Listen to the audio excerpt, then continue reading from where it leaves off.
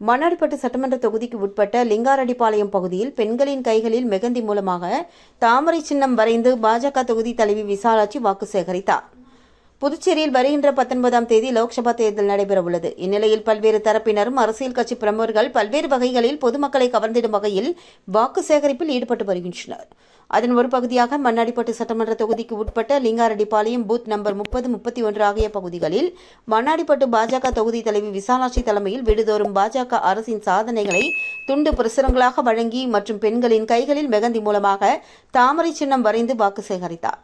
இதில் மகளிர் அணி மாநில தலைவி ஜெயந்தி, முன்னாள் சட்டமன்ற உறுப்பினர் அருள்முருகன், முன்னாள் துணை சபாநாயகர் TPR செல்வம், மண்டல பொறுப்பாளர் கண்ணன், தொகுதி தலைவர் வேதாச்சலம், விவசாய அணி தலைவர் ஏழுமலை, MP செல்வகுமார் மற்றும் சையத் வீரராகவன், ராமமூர்த்தி உட்பட கட்சி நிர்வாகிகள் பலர் பங்கு பெற்றனர்.